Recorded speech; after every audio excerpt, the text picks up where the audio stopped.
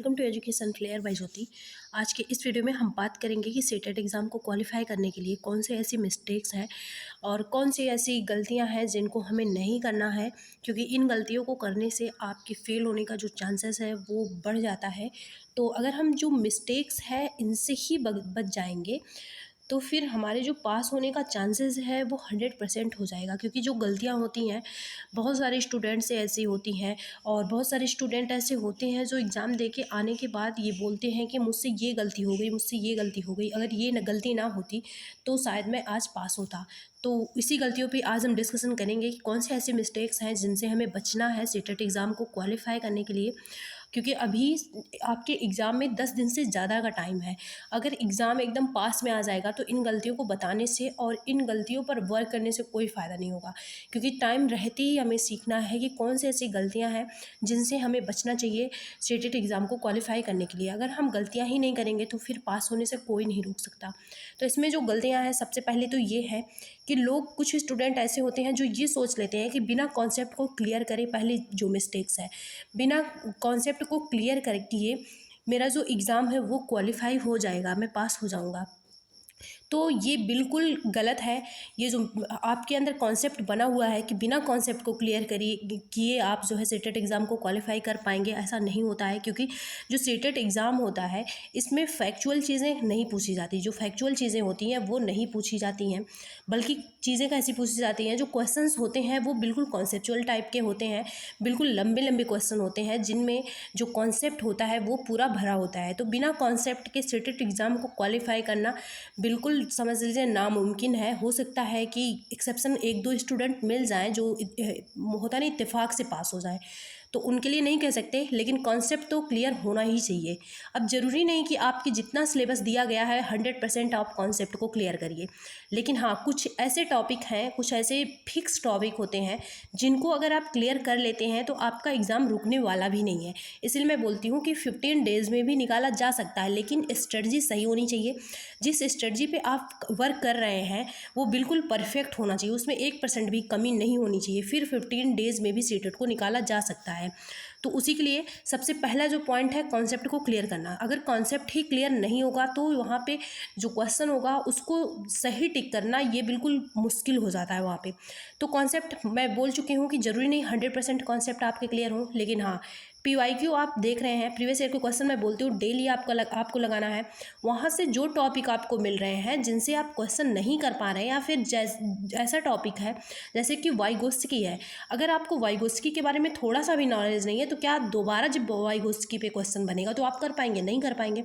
तो कुछ ऐसे फिक्स टॉपिक हैं, टॉपिक कॉन्सेप्ट में क्या करना है, जो कुछ फिक्स कॉन्सेप्ट है जिन पे हर बार सीटेट में क्वेश्चन बनता ही बनता है। क्योंकि ऐसे फिक्स कॉन्सेप्ट कई सारे हैं जिन पर सीटेट में हर हाल में क्वेश्चन बनेगा, बस क्वेश्चन का पैटर्न चेंज होगा और डीप में जाएगा क्वेश्चन और डिटेल में जाएगा, लेकिन फिक्स जो कॉन्सेप्ट है, फिक्स जो टॉपिक हैं वो फिक्स ही रहते हैं। तो उनको क्या करना है, क्लियर कर लेना है। और अभी बहुत कम टाइम आपके पास नहीं है, क्योंकि ज़रूरी नहीं है दिन भर आप प्रीवियस ईयर के क्वेश्चन ही लगाएंगे, कॉन्सेप्ट भी क्लियर करते रहिए साथ में। तो जो फिक्स कॉन्सेप्ट है, फिक्स टॉपिक हैं, उनको क्लियर करिए। और वो टॉपिक आपको कहाँ से मिलेंगे? PYQ से मिलेंगे। फिर चलेंगे नेक्स्ट है, अगर उन टॉपिक को आप क्लियर कर लेते हैं, एक बात और, तो सीटेट पास होने से कोई रोक भी नहीं सकता। बहुत अच्छा नंबर तो नहीं अगर पहले से तैयारी नहीं है, लेकिन हाँ पास होने से कोई नहीं रोक सकता। फिर है प्रीवियस ईयर के क्वेश्चन, ये तो बिल्कुल कंपलसरी है, क्योंकि यहीं से आपको कॉन्सेप्ट भी क्लियर होगा। यहीं से टॉपिक उठाइए, कॉन्सेप्ट क्लियर करिए। और कॉन्सेप्ट को क्लियर करने के लिए आप कोई न्यू बुक मत उठाने लग जाना। जो भी टॉपिक है आप यूट्यूब में सर्च करिए, या फिर कहीं नोट्स बनाए हैं, कोई बैच लिए हैं, वहाँ पे सर्च करिए और उसको क्लियर करिए। बहुत लंबा वीडियो नहीं, एक टॉपिक है अगर, तो 15 से 20 मिनट में वो क्लियर हो जाना चाहिए। फिर है प्रैक्टिस सेट। कुछ स्टूडेंट ऐसे होते हैं जो प्रीवियस ईयर के क्वेश्चन को फोकस ना करके प्रैक्टिस सेट पे ज़्यादा फोकस कर लेते हैं।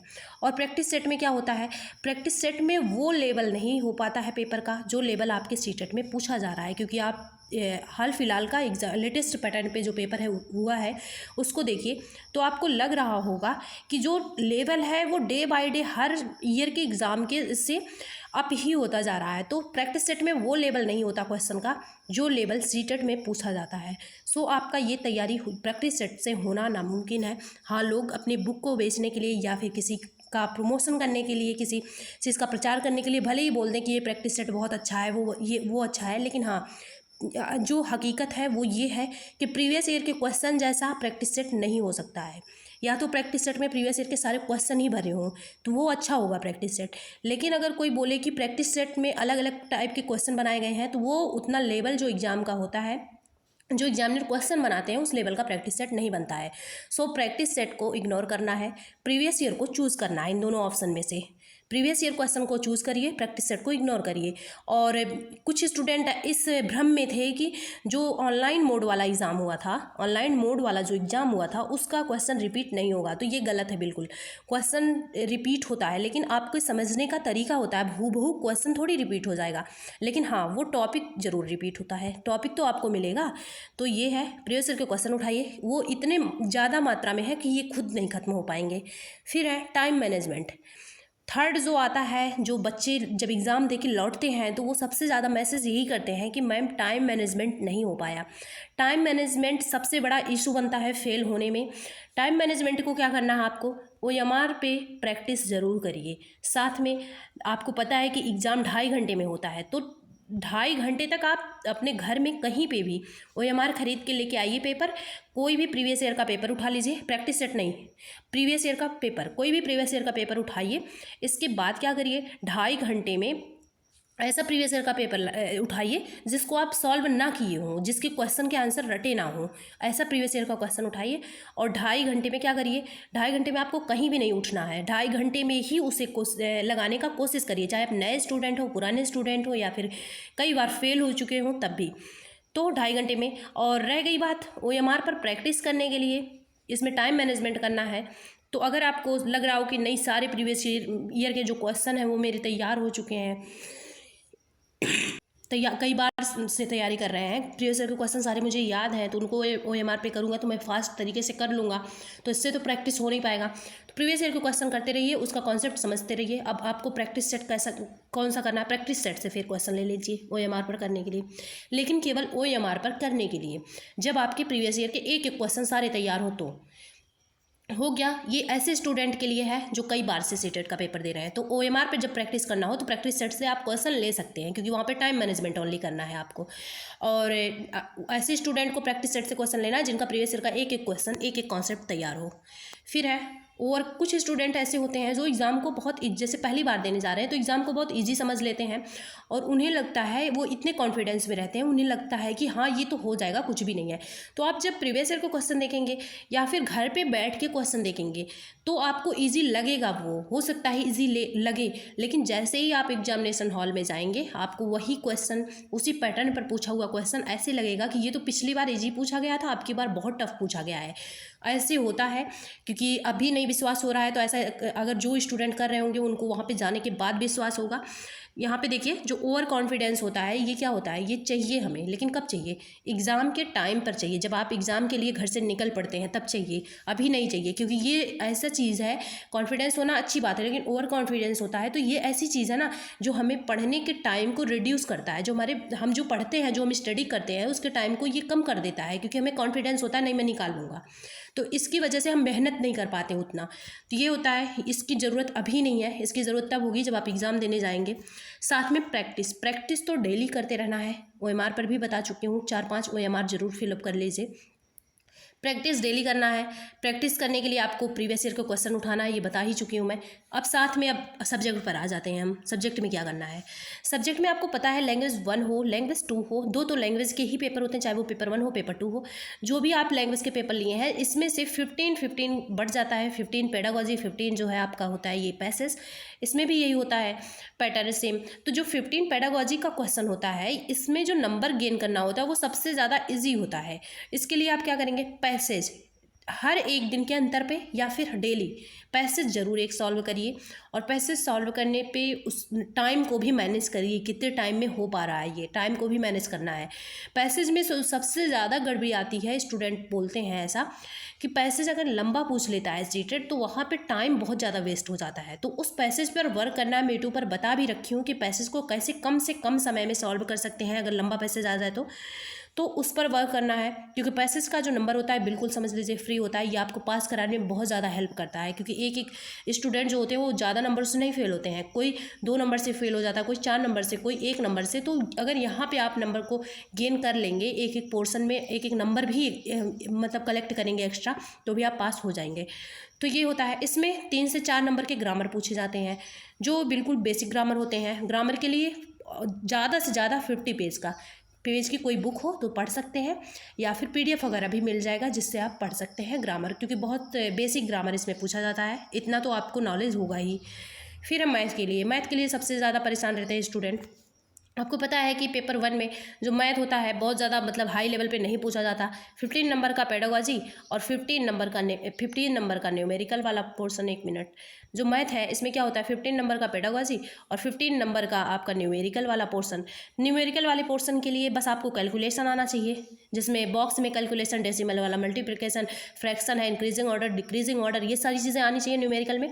अब न्यूमेरिकल को तैयार करने का क्या तरीका है, प्रीवियस ईयर के क्वेश्चन उठाइए, उसके न्यूमेरिकल वाले क्वेश्चन उठाइए, और उस न्यूमेरिकल वाले क्वेश्चन के, जैसे मान लीजिए आप फ्रैक्शन का कोई क्वेश्चन पढ़ें जिसको इंक्रीजिंग ऑर्डर में लगाना था, 1/2 था, 3/4 था, ऐसे था, इंक्रीजिंग ऑर्डर में लगाना था, तो अपने आप से आप एक क्वेश्चन लगाए, उसका तरीका सीखिए, इसके बाद अपने आप से वैसे ही क्वेश्चन बना के दूसरा क्वेश्चन करिए। मतलब जितने भी क्वेश्चन प्रीवियस ईयर के क्वेश्चन में पूछे गए हैं, जितने भी न्यूमेरिकल, अगर जोड़ना पूछा गया है जोड़ना आना चाहिए, घटाना पूछा गया है घटाना आना चाहिए, मल्टीप्लिकेशन पूछा गया तो वो आना चाहिए, अगर इंक्रीजिंग डिक्रीजिंग ऑर्डर आना पूछा गया तो उतना आना चाहिए।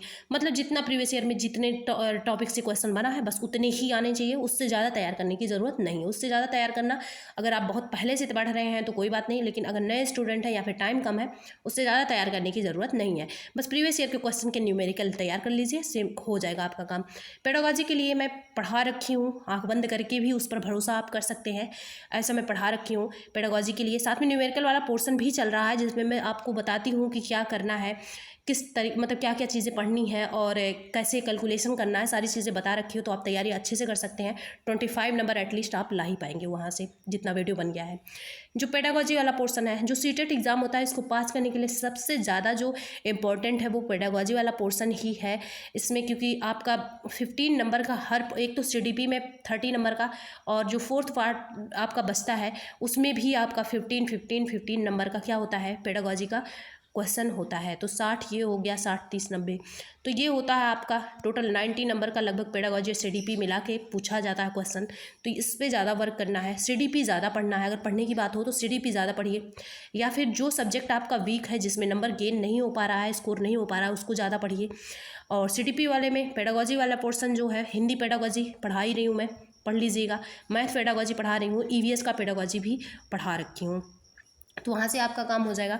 नेक्स्ट है OMR फिलिंग। इस पे जो OMR आप ख़रीद के लाएंगे, बिल्कुल एग्ज़ाम की तरह आपको प्रैक्टिस करना है OMR पर।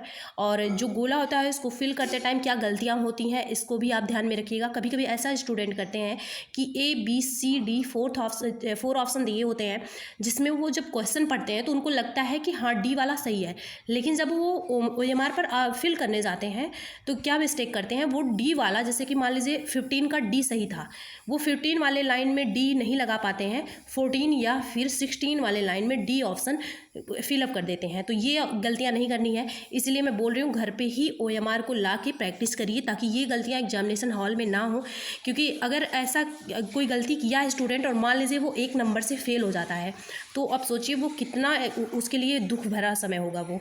फिर है कंटेंट सोर्सेस। सबसे ज़्यादा जो इम्पॉर्टेंट है और इम्पॉर्टेंट रोल जो निभाता है, ये है कंटेंट सोर्सेस। जो भी आप कंटेंट यूज़ कर रहे हैं, क्या कंटेंट है, इस पे सबसे ज़्यादा फोकस करना है कि कंटेंट कैसा होना चाहिए।